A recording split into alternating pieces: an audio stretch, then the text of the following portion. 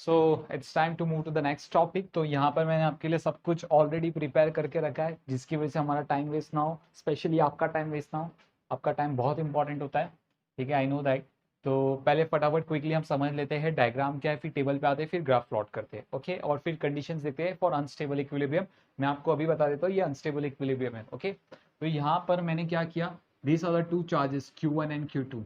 Okay, पहले मैंने इन charges को हॉरिजॉन्टली रखा था, अब मैंने इन चार्जेस को वर्टिकली रख दिया है, ठीक है। So this are the two charges Q1 1 coulomb and Q2 is also 1 coulomb, okay.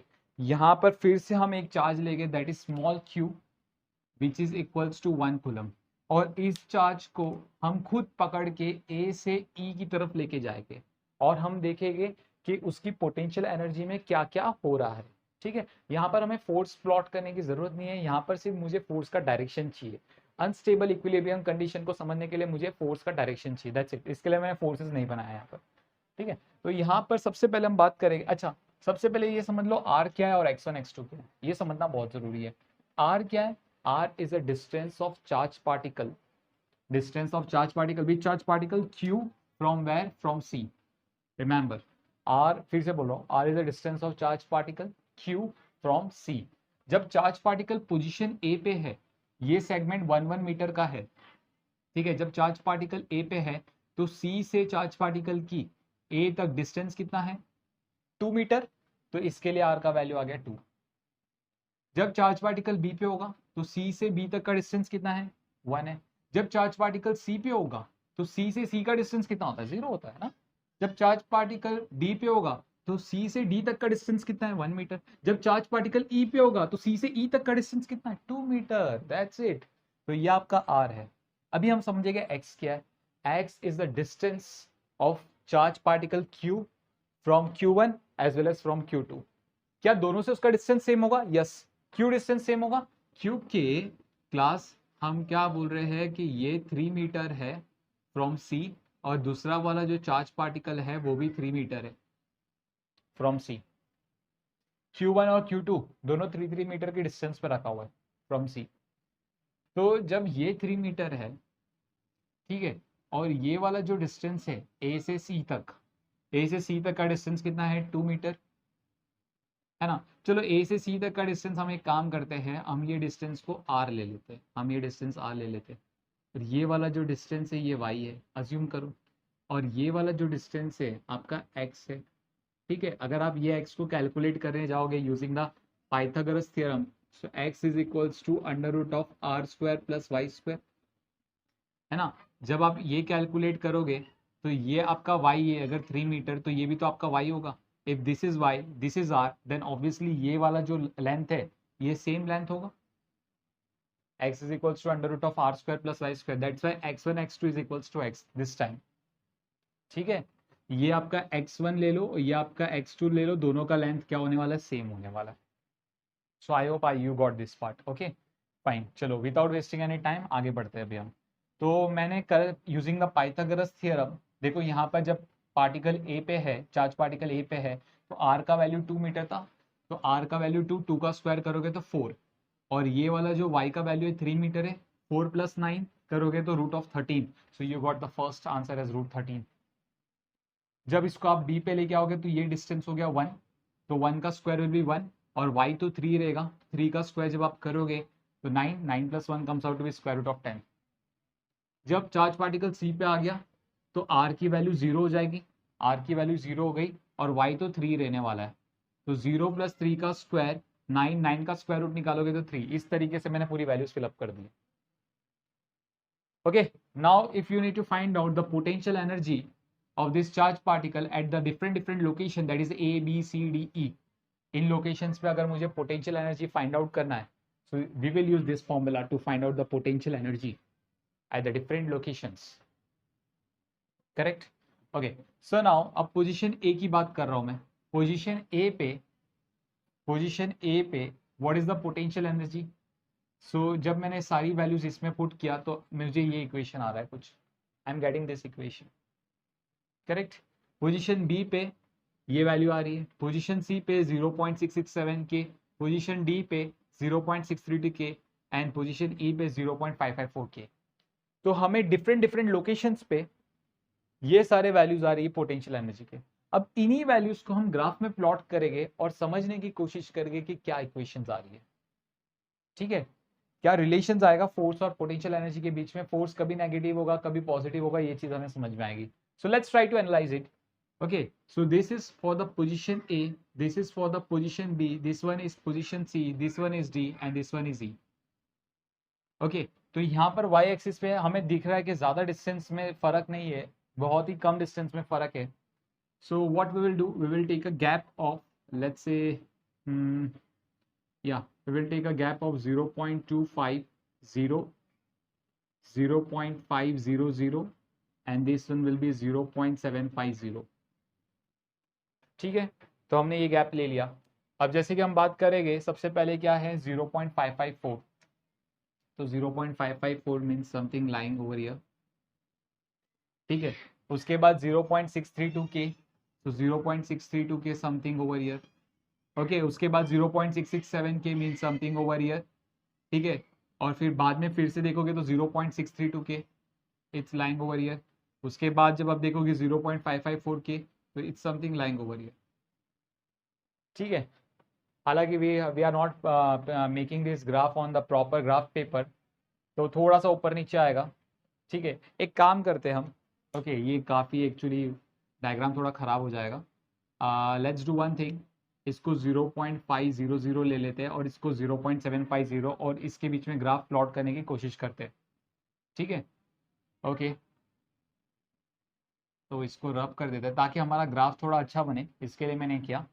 0.554 के मीन समथिंग ओवर ईयर, 0.632 के थोड़ा सा उससे ऊपर, लाइक समवेयर ओवर ईयर, 0.667 के उससे ऊपर, 0.632 के नीचे आ गया, 0.554 के समथिंग ओवर ईयर। तो अभी शायद थोड़ा अच्छा बने ग्राफ, पहले तो ऑलमोस्ट हॉरिजॉन्टल लाइन ही हो गया था।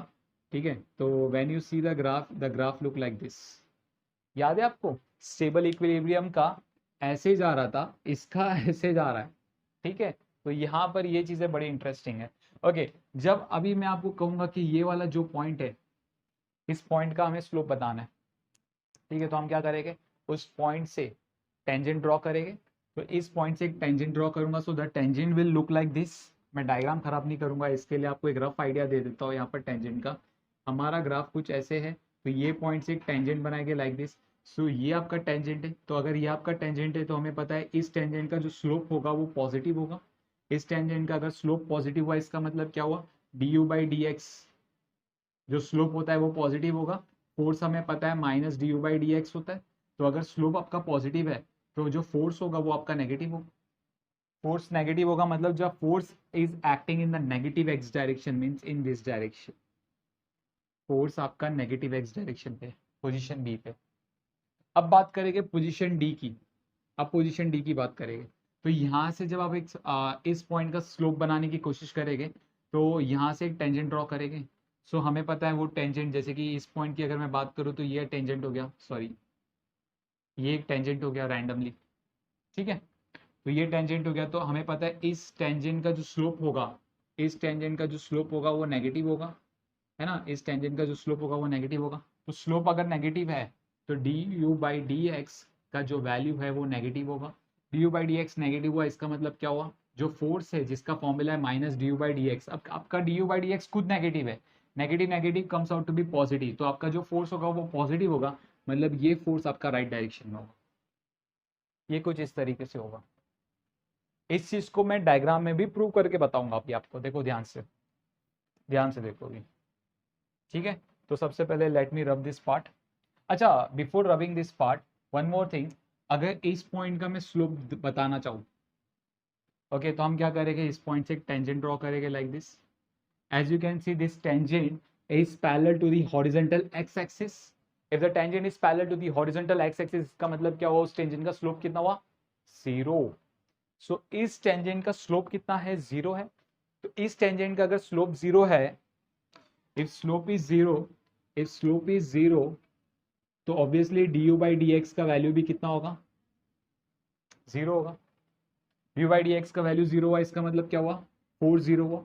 और जब फोर्स 0 होता है तो वो कंडीशन कौन सी होती है, इक्विलिब्रियम कंडीशन होती है। तो ये पॉइंट पे there is a unstable equilibrium, ये पॉइंट पे क्या होगा, अनस्टेबल इक्विलिब्रियम वाली कंडीशन अचीव होगी। Clear this? Okay fine. तो हमने देखा अनस्टेबल इक्विलिब्रियम कंडीशन अचीव हो गई एट पोजीशन सी। चलो फाइन, ठीक है, चलो इतना समझ में आता है। अभी हम इस ग्राफ से समझेंगे कि कैसे फोर्स लेफ्ट की तरफ लग रहा था, कैसे फोर्स राइट की तरफ लग रहा था। अब जैसे कि क्योंकि ये पॉजिटिव चार्ज है ना, ये भी पॉजिटिव चार्ज है, तो दोनों क्या करेगा, आपस में फोर्स और रिपल्शन देगा like this. So this is the force on charge Q because of charge Q1। वैसे ही ये भी पॉजिटिव चार्ज है, ये भी पॉजिटिव चार्ज है, जब इसको यहाँ पर रखा गया तो ये चार्ज भी उसके ऊपर फोर्स ऑफ रिपल्शन एक्ट करवाएगा in this direction, that is F2, force on charge Q because of charge Q2, है ना, फोर्स और रिपल्शन लग रहा है। तो इन फोर्स और रिपल्शन को हम क्या करेंगे, रिजॉल्व करेंगे। जैसे कि मैंने F2 को रिजॉल्व कर दिया लाइक दिस, उस तरीके से हम F1, see this one is F2x and this one is F2y, ठीक है। वैसे ही F1 को भी रिजॉल्व करेंगे, this one and this component. So ये वाला जो कंपोनेंट है ये हो गया आपका F1x और ये वाला कंपोनेंट हो गया आपका F1y। Now what happens class, ये जो कंपोनेंट है F2y एंड F1y, ये कंपोनेंट एक दूसरे को कैंसिल आउट कर देता है। तो जो रिजल्टेंट फोर्स है, net force, that is in the left direction. See resultant force चाहे आप ए पे बनाओ या बी पे बनाओ, ये हमेशा लेफ्ट डायरेक्शन में ही होगा। Are you getting what I want to say? Okay now let's talk about position E, या फिर चलो पोजीशन डी की बात करते हैं, क्योंकि हमने पोजीशन डी पे बनाया, तो मैं पोजीशन डी की बात करूंगा फिलहाल। तो यहाँ पर पोजीशन डी पे Q1 चार्ज, और जब ये Q आपका पोजीशन डी पे है तो दोनों के बीच में फोर्स ऑफ रिपल्शन लगेगा like this. I will write down this is F1। वैसे ही Q2 भी Q को क्या करेगा, रिपेल करने की कोशिश करेगा like this, this is F2। तो जब हम इन दोनों फोर्सेस को रिजॉल्व करेंगे लाइक दिस, F2 को रिजॉल्व करवा दिया मैंने, that this is F2x and this is F2y। उसी तरीके से F1 भी रिजॉल्व हो जाएगा like this and this one. So this component will be F1x and this component will be F1y।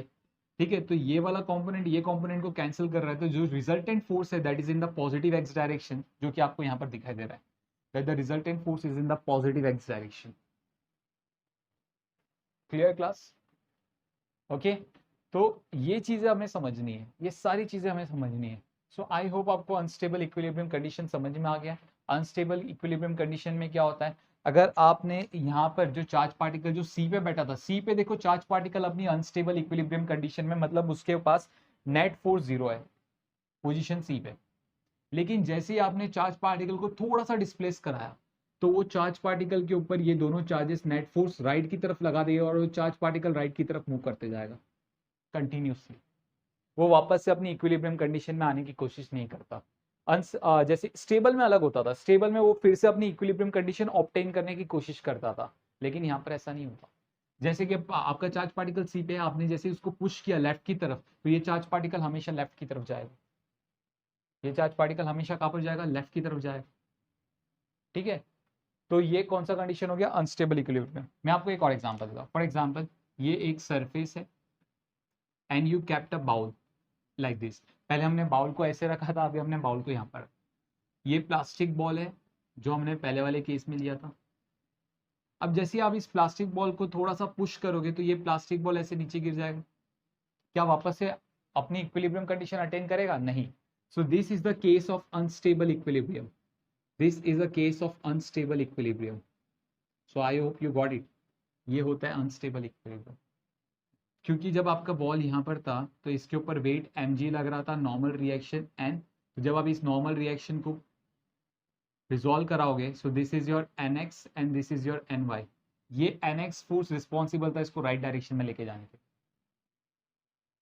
अगर आपने बॉल को लेफ्ट साइड डिस्प्लेस कराया होता, मीन्स यहाँ पर, तो इसके ऊपर फोर्स लग रहा है mg, नॉर्मल रिएक्शन n। तो n को जब आप रिजॉल्व करोगे, nx and this is ny, तो ये nx वाला जो फोर्स है वो उसको क्या करेगा, लेफ्ट की तरफ लेके जाएगा। देखो यहाँ पर वही तो है, स्टेबल इक्विलिब्रियम, दिस वन, ये वाला पॉइंट है। लेकिन जैसे आपका बॉल लेफ्ट की तरफ आ गया तो उसके ऊपर रिजल्टेंट फोर्स लेफ्ट की तरफ लगना चालू हो जाता है। देखो यहाँ से आपको समझ में आया। लेकिन जैसे ये बॉल यहाँ पर था, आपने राइट की तरफ पुश किया तो रिजल्टेंट फोर्स उसको राइट की तरफ लेके जाने की कोशिश करेगा, ये देखो nx। So such type of equilibrium is known as unstable equilibrium, और ये जानना बहुत जरूरी है। ठीक है क्लास, तो ये हमने क्या देखा, अनस्टेबल इक्विलिब्रियम देखा। आप प्लीज कॉपी कर लो, उसके बाद हम देखेंगे neutral equilibrium. So please copy down this.